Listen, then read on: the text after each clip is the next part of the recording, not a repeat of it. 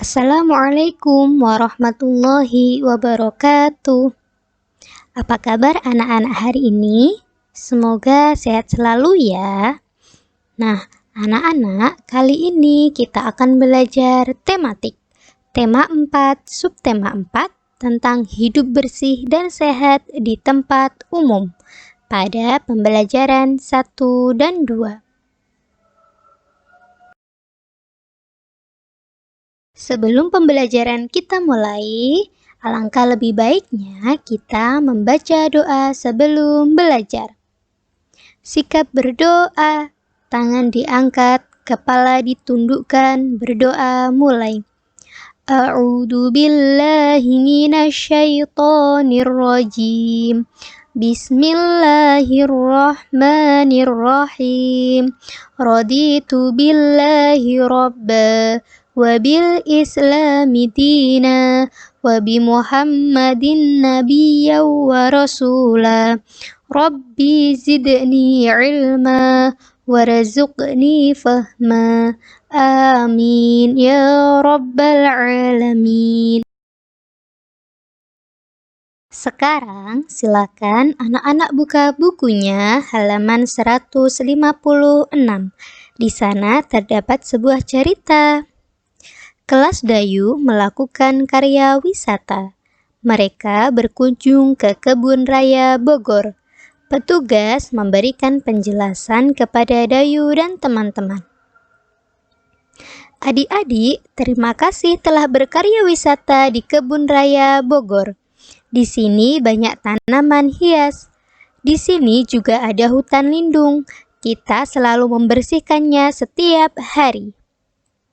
Mengapa harus dibersihkan? Di sini kan hanya ada pohon-pohon, jadi tidak dibersihkan pun tidak apa-apa. Betul, walaupun begitu harus tetap dibersihkan. Hutan ini harus tetap asri dan indah dipandang.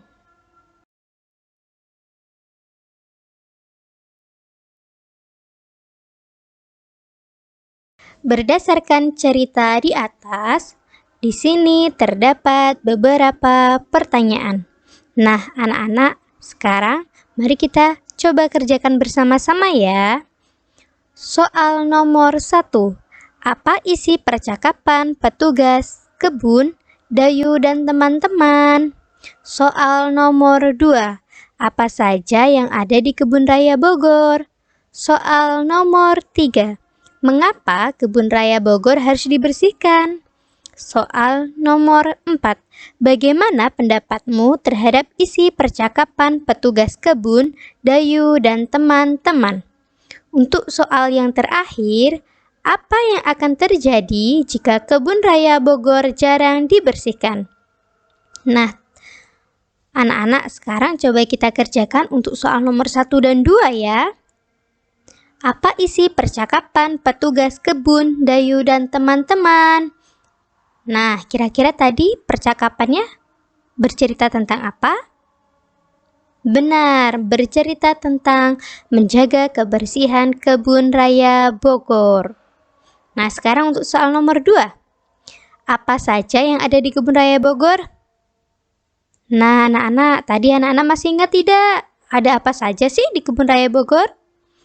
Ada tanaman hias dan hutan lindung. Benar sekali. Nah, nanti silakan anak-anak lanjutkan ya.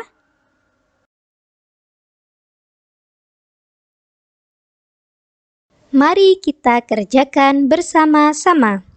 Nah, di sini ada sebuah kata yang mana nanti di situ ada artinya, anak-anak. Coba sekarang kita kerjakan bersama-sama ya. Untuk kata yang pertama, yaitu karya wisata. Apa sih itu karya wisata? Benar sekali, karya wisata itu kunjungan ke suatu objek dalam rangka menambah pengetahuan. Nah, nanti anak-anak bisa memberikan garis ya. Untuk kata yang kedua, tanaman hias. Kira-kira apa kalau tanaman hias? Iya, tanaman yang digunakan untuk hiasan. Dan yang terakhir ada kata hutan lindung. Wah, kalau ada kata-kata lindung, kira-kira untuk apa ya hutan itu? Nah, hutan lindung itu kawasan hutan yang dilindungi pemerintah. Nanti silakan anak-anak beri garis ya.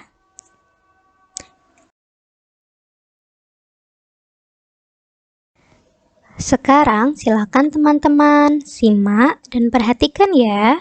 Di sini ibu guru akan membantu membacakan teks tentang hutan merupakan paru-paru dunia. Kelestarian hutan wajib dijaga. Hutan tidak boleh dibakar, ditebang ataupun dirusak. Jika hutan rusak, berbahaya bagi kehidupan manusia. Lingkungan bisa banjir. Banjir akan membuat lingkungan menjadi kotor. Lingkungan yang kotor akan membawa penyakit. Hutan banyak manfaatnya bagi kehidupan.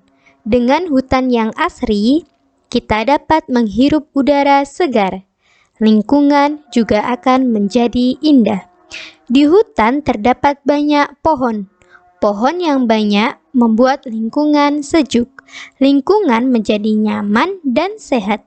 Dengan demikian, dapat dikatakan bahwa hutan merupakan paru-paru dunia. Nah, itu anak-anak, ternyata fungsinya hutan itu sangat penting ya bagi kita, bagi kehidupan manusia, hewan, maupun tumbuhan itu sendiri. Nah, maka kita harus wajib menjaga hutan yang ada. Caranya bagaimana, Bu? Tidak menebangnya secara liar, tidak membakarnya. Seperti itu. Karena nanti kalau hutannya gundul, habis itu daun-daunnya, pohon-pohonnya habis, nanti bisa mengakibatkan banjir, tanah longsor, dan lain sebagainya. Seperti itu, teman-teman. Nah, sekarang kira-kira informasi apa yang kalian peroleh dari isi teks di atas? Kira-kira apa? Iya, yakni tentang pentingnya hutan bagi kehidupan makhluk hidup.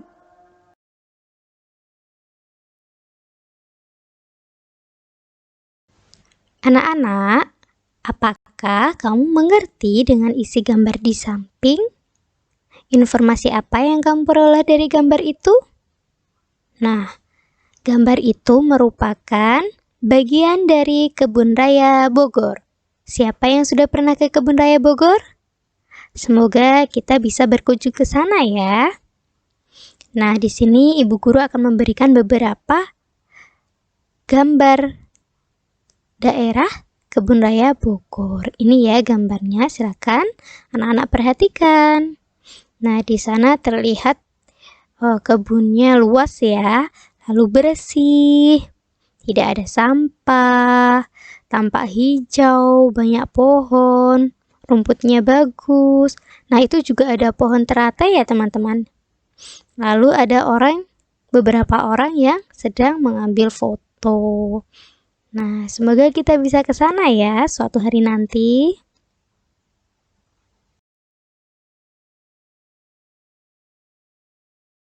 Sekarang, anak-anak diminta untuk menuliskan hasil pengamatan terhadap gambar dalam bentuk laporan sederhana.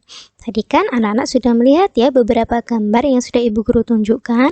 Nah, gambar tentang Kebun Raya Bogor. Apa sih yang anak-anak ketahui tentang gambar tersebut tadi? Silakan anak-anak tuliskan di situ ya.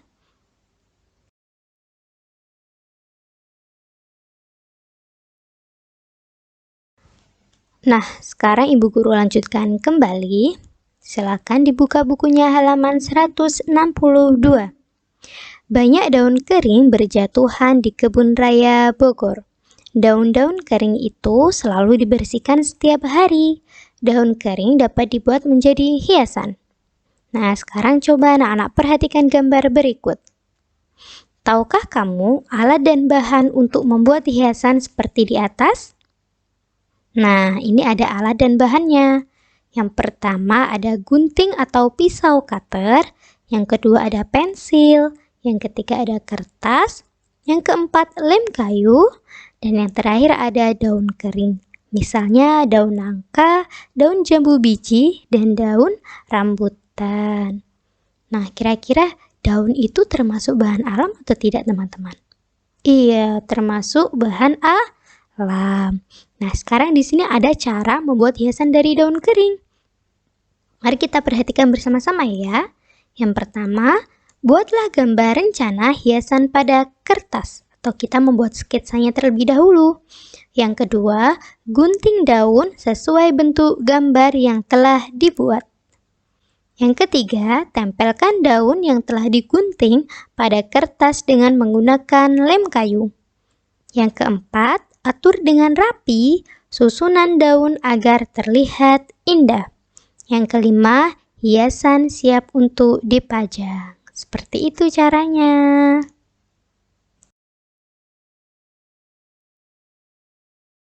Amatilah hasil karya Dayu dan teman-teman berikut. Silakan teman-teman amati. Kira-kira itu apa ya? Iya, ternyata Dayu dan teman-temannya itu membuat hiasan berupa vas bunga. Vas bunga berbentuk balok. Balok merupakan contoh bangun ruang. Bangun ruang mempunyai rusuk, sisi, dan titik sudut. Masih ingatkah kamu dengan banyak rusuk, sisi, dan titik sudut pada balok? Masih ya? Nah, sekarang coba perhatikan kembali gambar di bawah dengan teliti. Nah, itu ada gambar balok. Nah, balok itu titik sudutnya. Ada berapa titik sudut?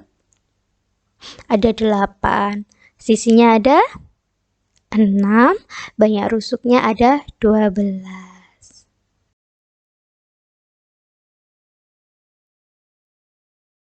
Sekarang, teman-teman diminta untuk menjodohkan bangun ruang yang sesuai dengan banyak rusuk, sisi, dan titik sudutnya. Nah, di sini sudah diberikan satu contoh. Nah, itu contohnya. Ada 5 segitiga. 5 segitiga itu banyak rusuknya ada 6. Banyak sisinya ada 4. Sedangkan banyak titik sudutnya ada 4. Nah, nanti teman-teman silahkan ya dicari, oh kira-kira yang banyak rusuknya 12 ini apa ya? Banyak sisinya 6 ini apa ya? Banyak titik sudutnya 8 ini apa ya? Seperti itu. Silahkan dilanjutkan ya. Dayu dan warga sekitar melakukan kerja bakti. Mereka membersihkan jalan raya. Ada yang membenahi taman, ada yang menyapu jalan, ada juga yang membersihkan dan memperbaiki selokan. Warga di lingkungan Dayu hidup rukun. Sekarang ibu guru tanya, apakah teman-teman pernah mengikuti kerja bakti di lingkungan rumah kalian? Wah, jika teman-teman pernah, hebat sekali.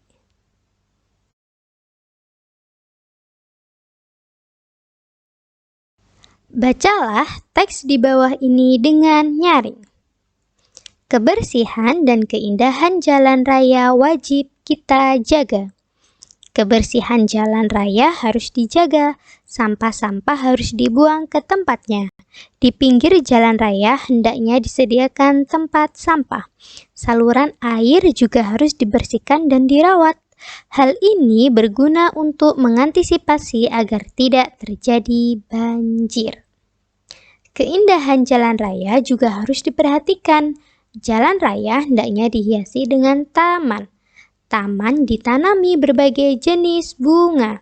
Jalan raya akan terlihat indah. Tanaman juga berguna untuk menyerap karbon dioksida. Dengan demikian, udara di jalan raya akan bersih. Pengguna jalan raya akan nyaman dan sehat. Nah, anak-anak, karbon dioksida itu apa sih? Karbon dioksida itu berasal dari asap kendaraan. Bisa dari hasil pembakaran sampah juga bisa. Jadi kalau di jalan raya itu kan banyak sekali asap kendaraan. Makanya kenapa di pinggir-pinggir jalan? Kalau nggak gitu biasa di jalan itu ada taman kecil atau taman jalan yang di situ tuh ditanami tanaman supaya udaranya itu bisa disaring oleh tanaman tersebut sehingga nanti udaranya bisa lebih bersih lagi. Informasi apa yang kamu peroleh dari gambar di samping? Jika ada yang membuang sampah di jalan raya, apa yang akan kamu lakukan? Nah, itu teman-teman bisa perhatikan ya, jalannya itu indah, tidak ada sampah, pot bunganya tertata rapi, tanamannya tampak hijau segar. Enak ya kalau dipandang, asri ya. Nah, sekarang ibu guru akan memberikan contoh jalan raya yang kotor. Kira-kira bagaimana itu gambarnya? Tidak enak dipandang ya. Pasti itu menimbulkan bau yang tidak sedap. Dan kita malas jika ingin berjalan atau melintasi jalan tersebut ya teman-teman. Sekarang, tuliskan hasil pengamatanmu tentang jalan raya yang bersih dan sehat. Tuliskan dalam bentuk laporan sederhana ya.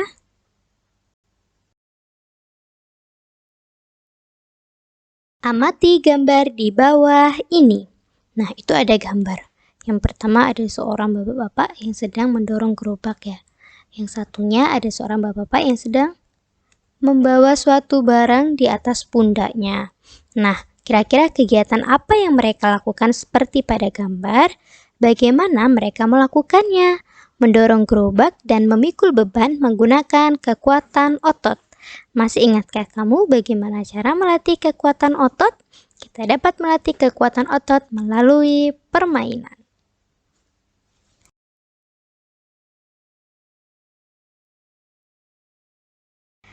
Dayu dan teman-teman bermain menggendong teman. Mereka bermain dengan rukun dan kompak. Sikap itu menunjukkan kebersamaan dalam berolahraga. Tahukah kamu contoh olahraga lain yang membutuhkan kerjasama yang baik? Coba diskusikan dengan temanmu contoh olahraga lain yang membutuhkan kerjasama yang baik. Nah, itu silahkan anak-anak perhatikan. Gambarnya Dayu dan teman-teman yang sedang berlomba menggendong. Nah, sekarang anak-anak bisa memberikan contoh olahraga yang menunjukkan kerjasama. Selain lomba menggendong, ada bermain tarik tambang, lalu ada apa lagi? Silakan dilanjutkan ya. Coba ceritakan hasil diskusimu. Sikap apa yang harus kamu miliki agar terwujud kerjasama yang baik ketika berolahraga? Nah, sekarang nanti teman-teman bisa diskusi dengan orang tua atau dengan saudara. Sikap yang harus dimiliki untuk mewujudkan kerjasama dalam berolahraga. Kira-kira apa saja? Nanti silahkan dituliskan.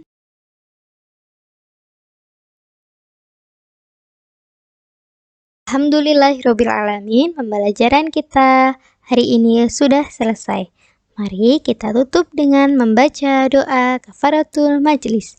Subhanakallahumma wa bihamdika asyhadu an la ilaha illa anta astaghfiruka wa atubu ilaik. Terima kasih. Semoga ilmu yang kalian dapatkan bisa bermanfaat di dunia dan akhirat. Wassalamualaikum warahmatullahi wabarakatuh.